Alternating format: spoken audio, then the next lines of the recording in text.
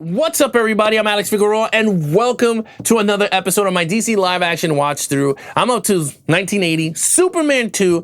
Now, I'm not going to call this Richard Donner's film because this one is Richard Lester. He's the one that took over after Richard Donner got fired by a producer. Richard Lester came in and he did a lot of editing on the movie, and he reworked the script. So that's the version you're getting here in a theatrical cut. And did it work for me? Well, sitting down, rewatching it, because this was my favorite one, I gotta say, it's a solid sequel. I thought it was pretty good. Again, there's a lot of things here that I will put in the cons and pros, but overall, I think the movie was actually pretty solid. I enjoyed him fighting General Zod. I thought it was fun. I thought it was cool. I didn't like the other two people that were with General Zod. I'm not into those two characters, but I thought General Zod, Terrence Stamp as General Zod, was pretty cool. Christopher Reeve as Superman, amazing. Margot Kidder as Lois Lane, their dynamic, amazing. I love the love story. I think it worked pretty well in this movie, but I felt like there was a lot of stuff missing here, and you could tell because I think this Lester guy pretty much butchered some scenes here in the film to give himself director credits, so he directed Superman 2.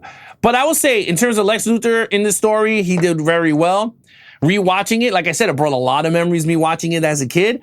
I liked the movie. I thought it was a solid sequel to the first. But yeah, let's get right into it. The pros. I think Christopher Reeve as Superman, amazing still. He has blue eyes. There's a scene in the movie that he has these blue eyes, and it is popping on 4K, and it looks amazing. He looks very well. Margot Kidder as Lois Lane, she was fantastic. Their love story, like I said in the brief overview, they had this great love story, and I felt it, and I felt like they both was in love. Gene Hackman, Lex Luthor, there's nothing wrong there. I thought he was very well. I liked his storyline, his little subplot. I thought it was really good.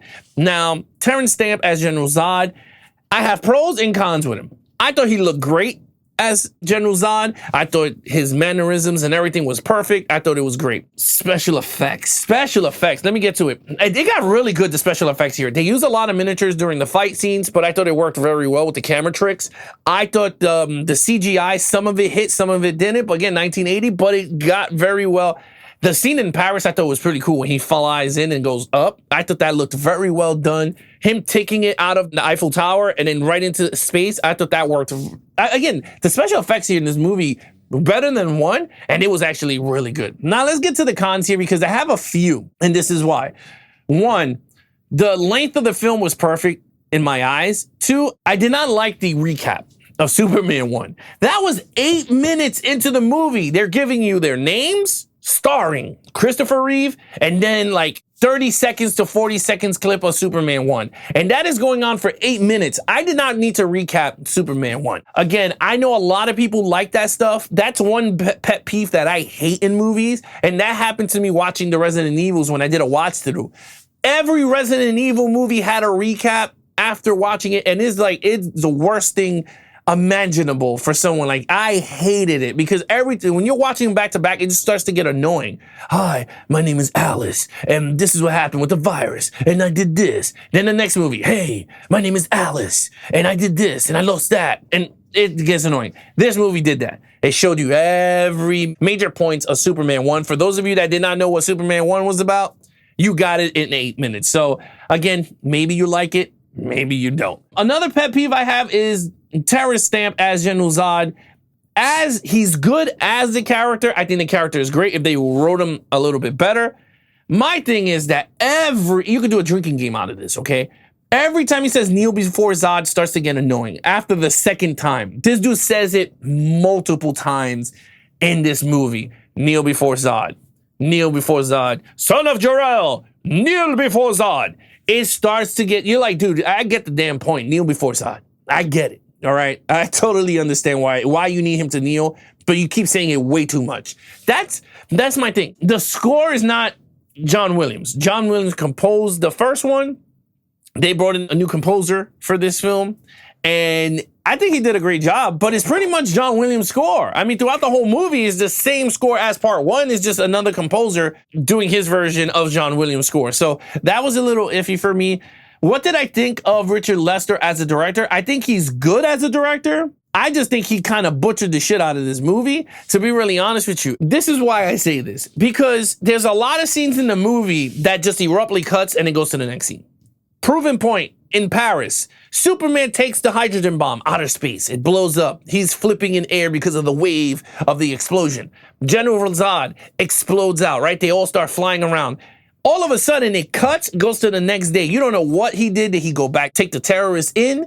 I really don't know what happened. It just abruptly cuts. It goes on to the next day. Clark Kent is crossing the street, get hit by a car. Then he's going on and meets Lois Lane.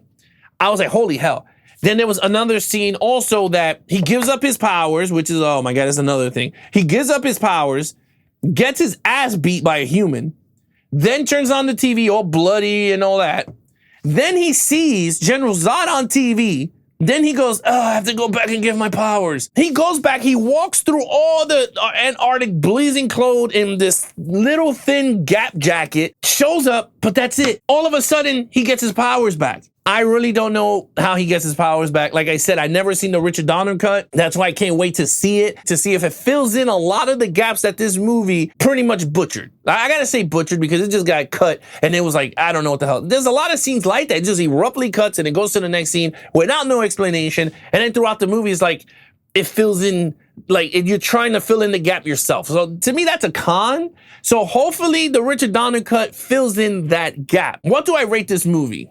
Well, I'm gonna give this a 3 out of a 5. This is a solid sequel to Superman 1. Now, I gotta say, I'm gonna take back the 3 out of a 5 that I gave Superman 1. I'm gonna give that a 4 out of a 5, okay? Superman 1 is way better storyline, way better tonally, and I kind of enjoy that one more than the sequel.